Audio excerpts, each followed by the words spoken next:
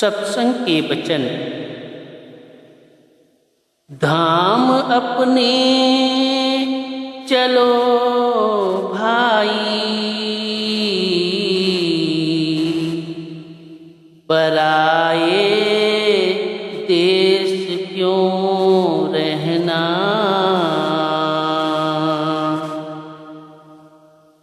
यह वाणी स्वामी जी महाराज की है। आप कहते हैं कि पहले हमें इस वचन पर विचार करना चाहिए कि जितने संत महात्मा आए हैं सारे कहते आए हैं कि यह देश तुम्हारा देश नहीं, तुम पराए देश में खोज करने आए हो। तब हमें विचार आया कि हमारा कोई और देश भी है। जिस तरह जब अमेरिका का पता नहीं था और एशिया, अफ्रीका, यूरोप मालूम थे, तब सारे कहते थे कि जमीन गोल है। हालांकि उनका कहना गलत था। वे अमेरिका को भी समुद्र में शामिल करते थे, लेकिन अब जब अमेरिका का पता चल गया तब उनका कहना कि जमीन गोल है ठीक है। शेख सादी एक जगह जमीन की पैदाइश का वर्णन करते हुए कहते हैं कि जब जमीन पानी के ऊपर मलाई की तरह कांपने लगी तब खुदा ने पहाड़ों को कीलों के रूप में गाड़ दिया। तब जमीन शांत हो गई। उस दिन से आज तक शांत है। अमेरिका की खोज होने के बाद भी वैज्ञानिकों ने खोज करके यह नतीजा निकाला कि जमीन गोल है और सूरज के इर्द गिर्द घूम रही है। इस पराये देश यानी मातृलोक में से निकलने के लिए हर जमाने में लोगों ने कोशिश की। जब जमीन खोदी तो नीचे से पानी निकल आया। जब पहाड़ की तरफ गए तो सर्दी लगी। दाएं बाएं, आगे पीछे, मतलब कि 10 दिशाएं घूमे। घूमकर वापस वहीं आ गए। हवाई जहाज में सवार होकर ऊपर उड़े, मगर कुछ दूर जाकर फिर वापस आना पड़ा और इस गोल जमीन या भूल भुलैया से पार नहीं हुए। ऋषि मुनियों ने अनुभव के आधार पर बताया है कि शरीर के अंदर केवल यह दुनिया ही नहीं बल्कि करोड़ों दुनिया चक्कर लगा रही है। पिंड और ब्रह्मांड एक है। पिंड ब्रह्मांड का नमूना है, या यूँ कह दो कि आदमी दुनिया का एक छोटा पैमाना है। जब महात्मा से यह पता लगा कि दुनिया से पार होने का जरिया अंदर है, तब उनसे रास्ता लिया। जब खास युक्ति से आंखों को बंद करके बैठे तो दुनिया एक मिट्टी का ढेर मालूम हुई। हम दुनिया में किस तरह से फंसते हैं? जब बच्चा पैदा होता है तो उसका ख्याल अंदर होता है। जब आंखें खोली तो यह दुनिया नजर आई और प्रेम हो गया। जब कान खुले तो कानों से बातें सुनने लगा, तब संबंध और बढ़ गया। जब जबान खोली बोलने लगा और माता, पिता, बहन, भाई, मामी, बुआ, नानी, नाना आदि अनेक रिश्तों में बंध गया। संत कहते हैं इसी तरह जब तुम स्थूल देह के 9 दरवाजे बंद करके सूक्ष्म देश में जाओगे, तुम्हारा संबंध सूक्ष्म देश से पैदा हो जाएगा। यानी अंदर की आंख खोलो, अंदर देखने लग जाओगे। अंदर के कान खोलो, अंदर के राग सुनने लग जाओगे। अंदर की जबान से अंदर बातचीत करने लग जाओगे। सूक्ष्म देश सहस्त्र कमल है, इसके आगे ब्रह्म का देश है। जब तुम ब्रह्म के देश में जाओगे, तुम्हारा संबंध ब्रह्म से पैदा हो गया। जब ब्रह्म के देश की सैर करते हुए पार ब्रह्म में जाओगे, तुम्हारा संबंध पार ब्रह्म से हो गया। इसी तरह जब पार ब्रह्म के देश की सैर करके सचखंड में जाओगे तो तुम्हारा सचखंड से संबंध हो गया। अब या तो आत्मा है या परमात्मा, यह बूंद है। इसको समुद्र में मिलकर समुद्र बनना है। सचखंड जाने के लिए शरीर के स्थूल जेल खाने से निकलने की जरूरत है। जब हम स्थूल से निकलकर सूक्ष्म में आएंगे, फिर सूक्ष्म से निकलकर कारण में आएंगे, कारण से निकलकर सचखंड में आ जाएंगे, तब जन्म सफल हो गया। हमने अपने अपने पेशे से जातियां और कौमें बनाई हैं। अगर लोहे का काम किया तो लोहार नाम पड़ गया, अगर सोने का काम किया तो सुनार नाम पड़ गया, अगर बर्तन बनाने का काम किया तो कुम्हार नाम पड़ गया।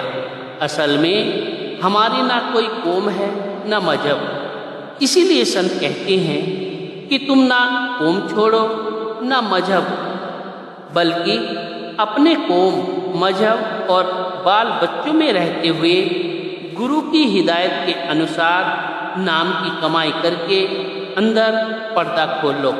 हम हर मंजिल पर तुम्हारे साथ हैं। तुम्हें तुम्हारे देश सचखंड ले जाएंगे। काम अपना करो जाई, पराए काम नहीं फंसना। अब संत कहते हैं कि अगर तुम परदेश में आ भी गए हो तो पराई मजदूरी करके पराए गधे मत बनो, बल्कि अपना काम करो जो तुम्हारे काम आए। तुम कहोगे कि हम अपना शरीर पालते हैं और अन्य काम करते हैं, मगर संत कहते हैं कि यह तुम्हारा काम नहीं। क्यों? क्योंकि जब मौत आएगी तुम्हें इस शरीर से जुदा कर दिया जाएगा, बाल बच्चों से जुदा कर दिया जाएगा। वह काम करो जो तुम्हारे साथ जाए। दुनिया नाशवान है, इस दुनिया की कोई भी चीज़ हमारे साथ नहीं जाती। इसका यह मतलब नहीं कि दुनिया को छोड़ देना है, नहीं, बल्कि दुनिया में अपनी अपनी कौम, मजहब में रहकर पर्दा खोलना है, शांति से गुजारा करना है। तुम्हारा अपना काम भजन सुमरन करना, मन इंद्रियों से छुटकारा पाना, शांति और प्रेम हासिल करना है। सिवाय भजन सुमरन के सारा काम पराया है। अब सवाल पैदा होता है कि भजन सुमरन किस तरह करें? भजन बंदगी तो सारी दुनिया करती है। आगे क्या बताते हैं? नाम गुरु का संभाले चल, यही है दाम गठ बंधना। तेरे अंदर नाम है, करोड़ों खंड ब्रह्मांड है। वह नाम लफ्ज नहीं, किसी जबान में नहीं आता। वह ना अरबी है, ना तुर्की, ना फारसी है, ना अंग्रेजी। जब कोई जबान नहीं तो कोई किताब भी नहीं, ना वेद है, ना शास्त्र, ना ग्रंथ है, ना पोथी। अगर नाम लफ्ज हो तो ग्रंथ, पोथियाँ, किताबें भरी हुई हैं, मगर वह नाम लिखने पढ़ने में नहीं आता। बावजूद इसके कि वह नाम अंदर है, मगर कुंजी गुरु के पास है। जब तक वह कुंजी ना लगाए, हम मेहनत करके पर्दा ना खोले, तब तक प्रकट नहीं होता। इस नाम को तेरे साथ जाना है, इसलिए जरूरी है कि तू गुरु से कुंजी यानी नाम का भेद लेकर कमाई कर। वेद शास्त्रों में नाम की महिमा जरूर है, नाम के फायदे बताए हुए हैं, मगर नाम नहीं। अगर उनसे कहो कि लाओ, तो वे यानी किताबें कहती हैं कि नाम तेरे अंदर है। गुरु अर्जुन देव जी भी होका देते हुए कहते हैं, सब कुछ घर में बाहर नाही, बाहर टोले सो भरम भुलाई। हे पुरुष, सब कुछ तेरे अंदर है। जो बाहर ढूंढता है वह भ्रमों में भटकता है। सिवाय नाम के उस देश में कोई साथ नहीं जाता। इसलिए जरूरी है कि तू वही काम कर, यानी नाम जप, जो तेरे साथ जाएगा और सारे काम यही रह जाएंगे। जिस तरह विद्या की ताकत सबके अंदर है, मगर स्कूल कॉलेज जाए बगैर, उस्ताद प्रोफेसर से पढ़े बगैर प्रकट नहीं होती, इसी तरह गुरु के बिना नाम अंदर होते हुए भी प्रकट नहीं होता। बात यह है कि जब तक यह गुरु के पास ना जाए, नाम की कमाई ना करे, तब तक खाली आया और खाली चला गया। जगत का रंग सब मैला, धुला ले मान यह कहना। अब कहते हैं कि हे पुरुष, तूने अपने मन और इंद्रियों को दुनिया के रंग में रंग लिया है। मैं आलिम, मैं फाजिल, मैं गुनी, मैं ज्ञानी, ये रंग नासान है, मैले हैं। जिस दिन तू मर गया, यह सारे रंग उतर जाएंगे। इसलिए यह रंग जिंदगी में ही छोड़ दे, इनकी मोहब्बत को दिल से धो डाल। भोग संसार कोई दिन के,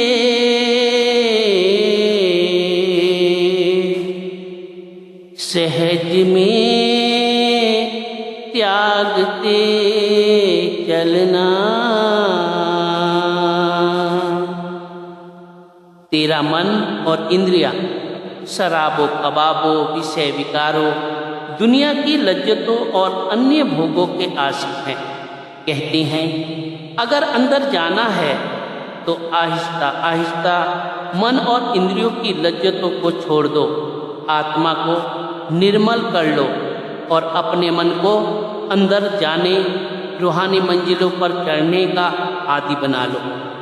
जैसे जैसे नाम की कमाई करोगे, निर्मल होते जाओगे।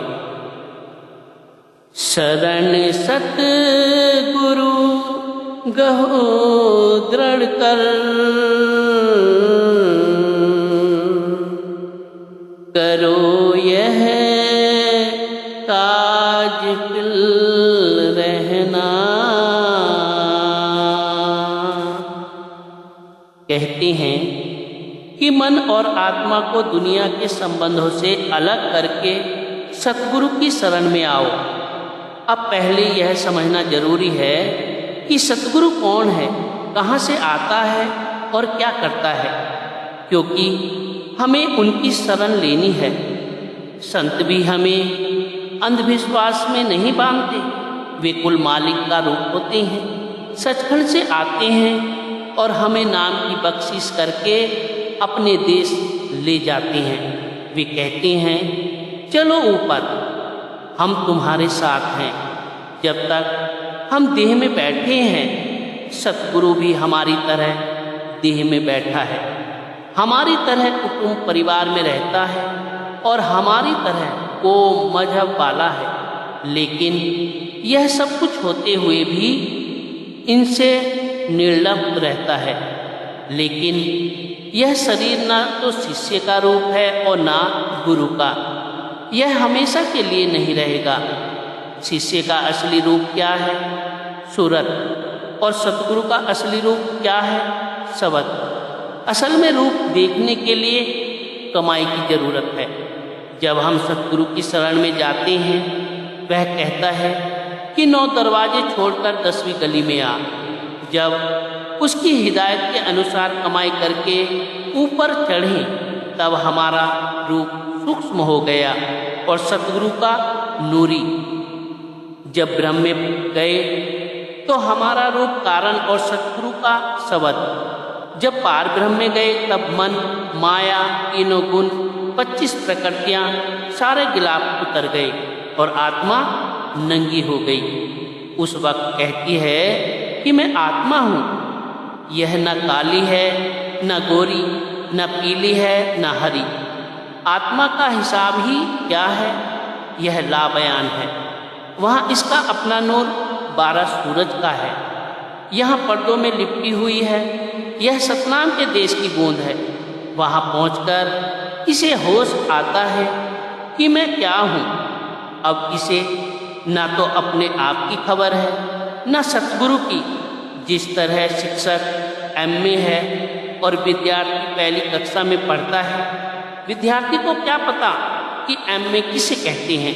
इसी तरह जब तुम सतगुरु के पास जाओ, उसकी हिदायत के अनुसार कमाई करो, तब पता लगेगा कि सतगुरु क्या ताकत है। परमार्थ कमाने के 2 साधन हैं, एक कमाई करना, दूसरा शरण लेना। रात को जागना, कम खाना और नाम की कमाई करना कोई आसान काम नहीं है। शरण लेनी मुश्किल है।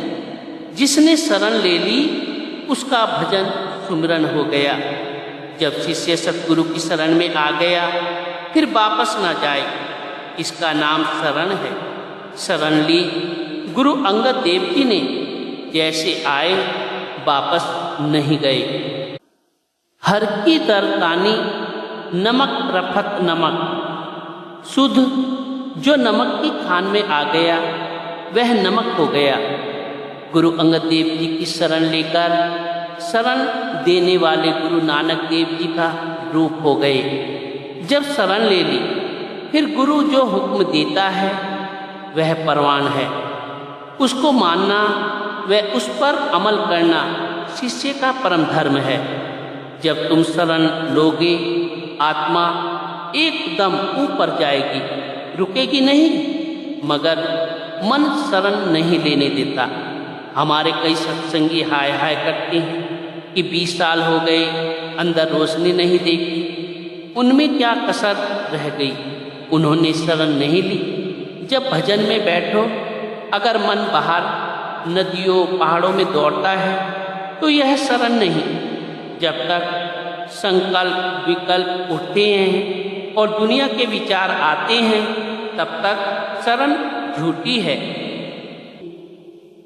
सूरत मन थाम अब घट में, पकड़ धुन ध्यान धर गंगना। जब 9 दरवाजों से आत्मा को समेटकर ऊपर ले आओगे, यह देश तुम्हारे लिए नष्ट हो जाएगा। वह रोशनी है, फिर सूरज, चंद्रमा और सितारे दिखाई देंगे। वह गुरबानी हो रही है, जिसको वेद, नाद, ऋषि मुनि, आकाशवाणी कहते हैं। उसके साथ जुड़कर जन्म मरण समाप्त करना है। आत्मा जन्मों जन्मों से मैली होती आई है। इस पर अनेक पर्दे चढ़े हुए हैं। भजन सुमरन करके इन पर्दों को हटाना और मैल को धोना है। यह तुम्हारा काम है और तुम्हें ही करना है। जो अपनी मैल को खुद नहीं धोता, उसकी मैल और कौन धोएगा? कोई नहीं। हमारी आत्मा शरीर के रोम रोम में फैली हुई है। जब यह सचखंड से उतरकर आंखों तक आई, तब संसार को देखा। जब जवान तक आई, तब जवान से बातें की। इसी तरह जब पैरों में आई, तब चलने फिरने लगी और फंस गई। इससे आज़ाद होने का तरीका नाम की कमाई है। जब तुम नाम की कमाई करोगे, तुम्हारे अंदर प्यारी से प्यारी राग रागनियाँ और कलामें इलाही हो रही हैं। उनमें कशिश है, वे प्रकट हो जाएंगी और तुम्हारी आत्मा को खींचकर ऊपर ले जाएगी। अब जो भजन बंदगी नहीं करे तो गुरु क्या करे? जिस तरह लड़का अगर पढ़े नहीं तो वह BA MA तो नहीं हो सकता। यह प्रेम की चीज है, जो प्रेम करे ले जाए। यही कबीर साहिब कहते हैं, प्रेम न बाड़ी उपजे, प्रेम न हाट बिकाए, राजा प्रजा देहि रुचि, शीश दे ले जाए। प्रेम खेतों में नहीं उगता, दुकानों पर नहीं बिकता। जो लेना चाहे शीश की भेंट देकर ले जाए। फंसे तुम जाल में भारी, बिना इस जुक्ति नहीं खुलना। हम करोड़ों युगों से इस दुनिया के जेल खाने में कैद हैं। यहाँ से निकलने की सारे संसार में एक ही युक्ति है, जबकि ऋषि मुनियों ने यहाँ से निकलने के लिए बहुत कोशिश की। वेदांत वालों ने भी बहुत जोर लगाया, मगर कामयाब नहीं हो सके। वे कहते हैं 5 कोश हैं जिनसे आत्मा को आजाद होना है। पहला अन्नमय कोश, दूसरा प्राणमय कोश, तीसरा मनोमय कोश, चौथा विज्ञानमय कोश, 5वां आनंदमय कोश। पहले 2 कोश यानी अन्नमय और प्राणमय कोश स्थूल शरीर में आ गए। तीसरा और चौथा यानी मनोमय और विज्ञानमय सूक्ष्म शरीर में है। 5वां आनंदमय कोश बारीक से बारीक पड़ता है, जिसका कारण शरीर के जरिए ब्रह्म में जाकर पता लगता है। संतों ने पहले 4 कोशों का जिक्र करके केवल 5वें यानी आनंदमय कोश को लिया है। पहले जो 4 कोशों के साधन हैं उनका खालिस यानी विशुद्ध रूहानी से कोई संबंध नहीं है। हाँ, शरीर जरूर स्वस्थ रहता है। पहला अन्नमय कोश, आजकल प्राण अनाज में है। तीर्थों पर जाना, स्नान करना, फल फूल खाना, ताज़ा हवा लेना, इनसे शरीर को ताकत मिलती है। दूसरा प्राणमय कोश, प्राणायाम करना, मुद्रा वगैरह करना, इससे शरीर बलवान रहता है। आदमी हवा में उड़ने लग जाता है और रिद्धियाँ सिद्धियाँ आ जाती हैं, मगर शांति नहीं। तीसरा मनोमय कोश, मन को खड़ा करना, इसमें भी विद्या सिद्धियाँ शक्तियाँ आ जाती हैं, मगर शांति नहीं। चौथा विज्ञानमय कोश, ग्रंथ पोथियों किताबों आदि को याद कर लेना, इन चारों के अंदर शांति नहीं। 5वां आनंदमय कोश, इसमें शांति है। सो संत कहते हैं कि पहले 4 छोड़ दो और 5वें आनंदमय कोश को रख लो। यह सीधा रास्ता है और संत मत से मिलता है। सो जो इस कैद खाने से आज़ाद होना चाहता है, उसको चाहिए कि वह अपनी सूरत को शब्द के साथ जोड़ दे। यह आसान से आसान तरीका है। सारे संसार में पार होने का इससे आसान और कोई साधन नहीं। इसमें ना कौम छोड़नी है ना मजहब, इसलिए इसको सहज योग कहते हैं। यही मुसलमान फकीरों ने लिया है और यही अन्य महात्माओं ने। गुरु अब दया कर कहते, मान यह बात चित धरना। गुरु परोपकारी होता है, उसको हमसे कोई स्वार्थ नहीं। हम जन्मों जन्मों से इस जेल खाने में फंसे हुए हैं। उसको हम पर रहम आता है। वह चाहता है कि इनको न केवल गुरु भक्ति करवाकर इस जेल खाने से आज़ाद करा दूं, बल्कि मालिक के देश पहुंचा दूं। वह न किसी का मजहब तोड़ता है, ना नया बनाता है, और ना ही किसी की पाई पैसा लेता है, बल्कि मुफ्त का नौकर है। अगर हम उसका भी कहना ना माने, उसके वचनों पर यकीन ना करें, तो हमारे खोटे भाग्य। एक आदमी बाजार में सौदा लेने गया। दुकानदार ने सौदा दे दिया, मगर वह पैसे लेना भूल गया। आदमी ने सोचा कि दुकानदार ने अभी भी कुछ कमाया होगा। इसी तरह गर्मी का मौसम था। एक आदमी धूप में बैठा हुआ था। किसी भले मानस ने कहा कि धूप में बैठा हुआ है, छाया में आ जा। कहता है क्या दोगे? यही हाल हमारा है। भटक में क्यों उमर होते, कहीं नहीं ठीक तुम लगना। संत कहते हैं कि बाहर नदियों पहाड़ों में ग्रंथ पोथियों में जो समय लगाएगा वह व्यर्थ जाएगा। इसलिए बाहर भटकने में उम्र न गवा, बल्कि अंदर आ, पर्दा खोल। तसल्ली जब भी होगी अंदर जाकर ही होगी। बसो तुम आईने नन में, सिमट कर एक यहाँ होना। कितना आसान तरीका है। कहते हैं कुछ ना करो, सिर्फ अपने ख्याल को यहाँ यानी दोनों आंखों के बीच में रखो। हमारी आत्मा 3 हालतों में रहती है, जागृत, स्वप्न यानी नींद या गहरी नींद में। जागृत अवस्था में हमारी आत्मा आंखों के पीछे रहती है। किसी अंधे को आवाज दो तो वह यहाँ यानी दोनों आंखों के बीच में ख्याल रखकर कहेगा, कौन है भाई? स्वप्न में आत्मा कंठ में रहती है।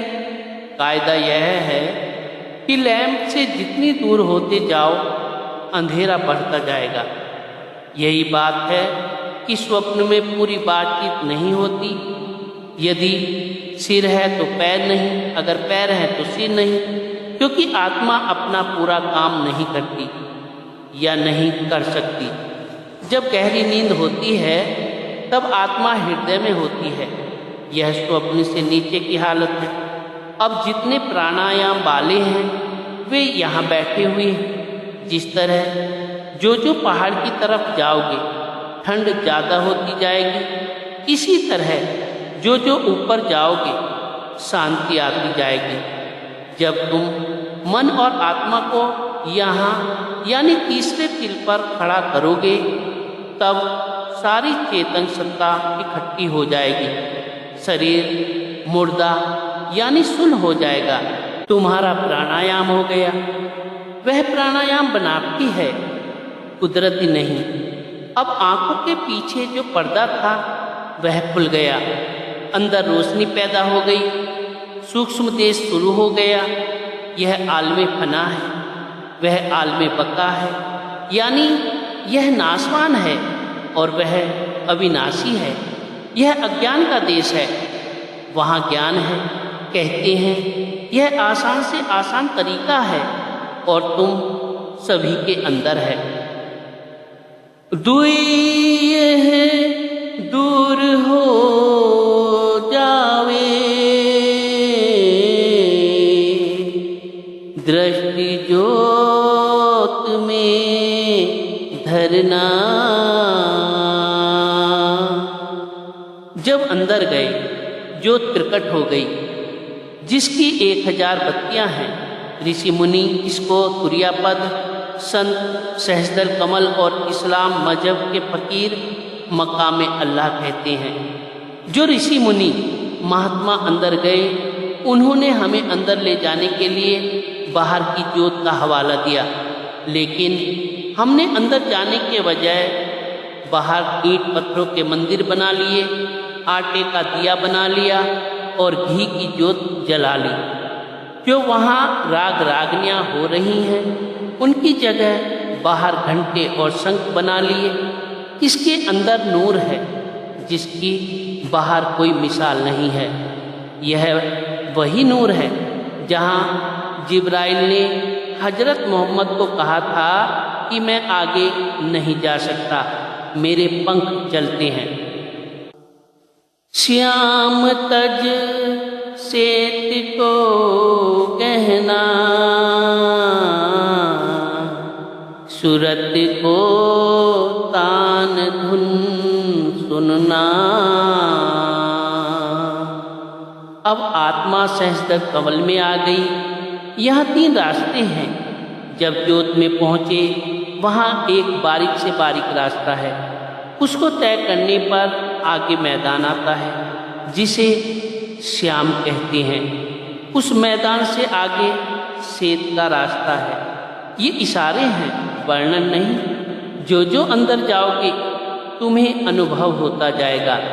जिस तरह निशानेबाज बंदूक सामने की तरफ अपनी आंख पिछली तरफ और अपनी सांस बंद करके सारी तवज्जो निशाने पर साध कर निशाना लगाते हैं, तब कामयाबी मिलती है।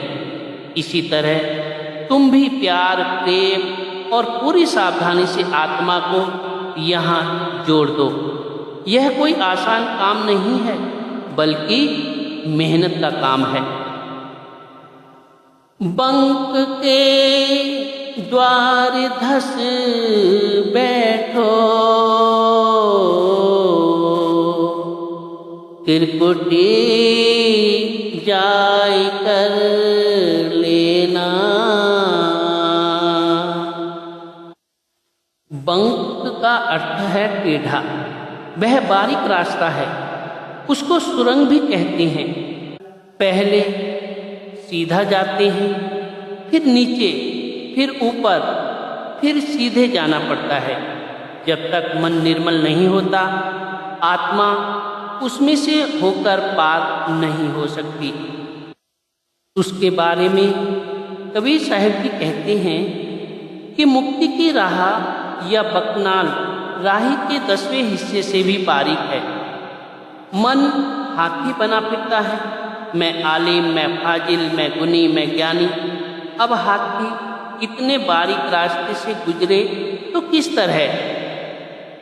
जब गुरु नानक देव जी मक्का यानी काबा गए, तब काजी रुकनुद्दीन ने सवाल किया कि खुदा का महल कैसा है, कितने बुर्ज हैं, कितने दरवाजे हैं, कितने कंगूरे हैं। वहाँ गुरु साहिब ने कहा कि यह शरीर यानी देह खुदा का महल है, जिसके 12 बुर्ज हैं, 2 बाहें, 2 टांगे, कितनी हुई? 4। हर एक के 3 हिस्से। पहले बाहों के गिनो, हाथ 1, हाथ से कोहनी तक 2 और कोहनी से कंधे तक 3, दोनों बाहों के 6 हो गए। इसी तरह टांगों के समझो, एक पैर, पैर से घुटनों तक 2 और घुटनों से जांग तक 3, दोनों टांगों के 6 हो गए। 6 और 6 12, 9 दरवाजे हैं, 2 आँखें, 2 कान, 2 नासिका, 1 मुंह, गुदा और इंद्री। 52 कंगूरे हैं, 32 दांत, 20 दोनों हाथों और पैरों के नाखून। इसके अंदर केवल खुदा ही नहीं, बल्कि करोड़ों खंड ब्रह्मांड, करोड़ों देश हैं। मगर बिना मेहनत यह बारीक रास्ता तय नहीं होता। गुरु नानक देव जी कहते हैं, राह खुदाई बिहावला, बालव 10वें भाई, हाथी जाए न सकनी, हम में रखे अड़ाई। यह दौलत यानी खुदा मांगने से नहीं मिलती, ना ही पैसों से मिलती है, बल्कि प्रेम और प्यार से मेहनत करने से मिलती है सभी के अंदर। सुन चढ़ जा धसो भाई, सूरत से मान सर नहना। अब आत्मा तुर्यापद से होती हुई ब्रह्म में आ गई। यह काफी समय तक रहकर अभ्यास करना पड़ता है। मन और आत्मा के ऊपर जितनी मैल है उसे साफ करना पड़ता है। जब आत्मा निर्मल हो गई तो सतगुरु ने कहा, चल पार ब्रह्म में। वहाँ पहुँचकर इसके ऊपर से सारे पर्दे उतर जाते हैं। जब आत्मा नंगी हो गई, जिस तरह एक बड़ा चमकदार गैस का लैंप होता है, उसके ऊपर 30-40 टाट के पर्दे चढ़ा देने से जिस कमरे में ले जाओ अंधेरा ही अंधेरा रहता है। जो जो पर्दे उतारते जाओगे रोशनी होती जाएगी। जब सारे पर्दे उतर जाएंगे लैंप पूरी रोशनी देगा। आत्मा तो आत्मा ही है, इसकी अपनी रोशनी 12 सूरज की है, मगर यहाँ पर्दों ने इसके नूर को ढका हुआ है। जिस तीर्थ में नहाकर पर्दे दूर होते हैं वह पारब्रह्म में है। गुरु नानक देव जी उसको अमृतसर कहते हैं। कबीर साहिब मानसरोवर कहते हैं। वह सच्चा तीर्थ है और हिंदुओं, मुसलमानों, सिखों और सभी के अंदर है।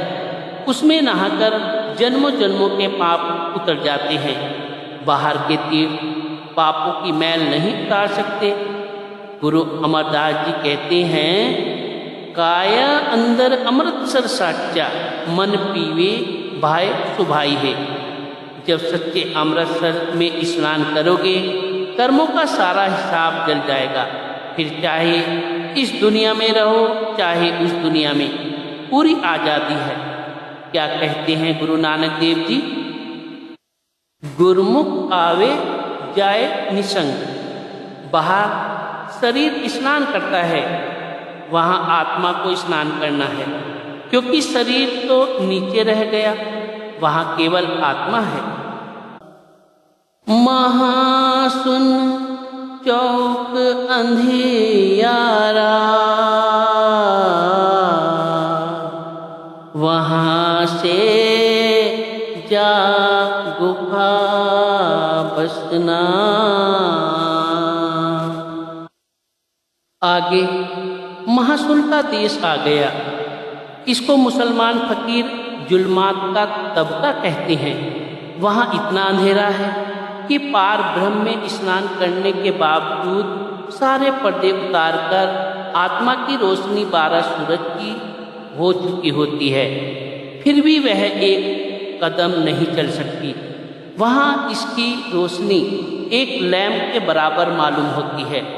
उसको यानी महासुन के अंधेरे को सतगुरु के नूर से पार करती है।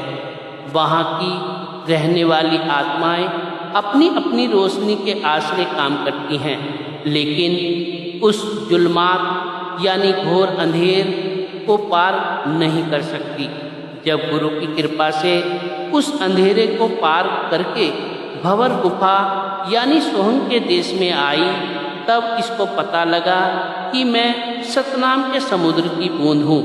फिर सचखंड जाने की तैयारी करती है। जब सचखंड पहुँची तब इसका नूर ज़्यादा हो गया। जब रूह कुल मालिक से मिल गई तब कहती है कि मेरा और उसका गुण व स्वभाव एक है। वह भी समुद्र है, मैं भी समुद्र हूँ। मुझ में और उसमें कोई भेद नहीं है। लोक चौथे चलो सज के,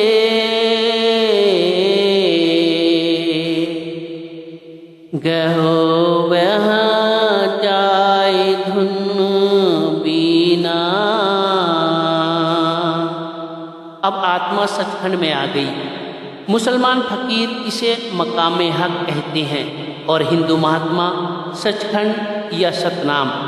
यह कुल मालिक का देश है। वैसे तो हर एक स्थान पर कलामे इलाही, बागे आसमानी या आकाशवाणी हो रही है, उसको नाम कहते हैं। यहाँ यानी स्थूल देश में ब्रह्म गुप्त है, माया प्रकट है। सूक्ष्म देश में माया और ब्रह्म एक जैसे हैं। ब्रह्म में माया गुप्त और ब्रह्म प्रकट है। कहते हैं सतलोक में किसकी आवाज़ है? बीन की। गुरु अर्जुन देव जी कहते हैं, रहंत जन्म हर दर्श लेना, बाजत नानक शब्द बीणा। संत नामदेव जी भी कहते हैं, अखंड मंडल निरंकार मह अनहद बेन बजाओगे, बैरागी राम गाओगे। वह शक्ति है जो सारी दुनिया को लिए खड़ी है। अलख और अगम के पारा, अजब एक महल दिखलाना। जब गुरु की कृपा से आत्मा सचखंड पहुंचती है, तब वहाँ का मालिक सतनाम उसे अपने पास नहीं रखता, बल्कि अपनी ताकत देकर ऊपर अलग, अगम और अनामी में भेज देता है, जिसको संतों ने स्वामी स्वामी कहा है। गुरु अर्जुन देव जी कहते हैं, उच्च अपार बेअंत स्वामी, कौन जाने गुण तेरे। स्वामी जी महाराज फरमाते हैं, सबकी आदि कहूँ अब स्वामी। स्वामी नाम है कुल मालिक का और राधा नाम है रूह का, यानी राधा स्वामी। इसलिए स्वामी जी ने राधा स्वामी कह दिया। यह आखिरी मुकाम है, यहाँ न आदि है न अंत है, यहाँ शांति ही शांति है। वहाँ राधा स्वामी से मिलना हुआ मन आज अति मंगना। अब बूंद समुद्र में मिलकर समुद्र हो गई, फिर न आना है न जाना, न जन्म लेना है न मरना। इसलिए संत कहते हैं कि तू मेहनत करके पर्दा खोल और दर्जा व दर्जा ऊपर चढ़कर जन्म मरण से मुक्त हो जा। राधा स्वामी जी।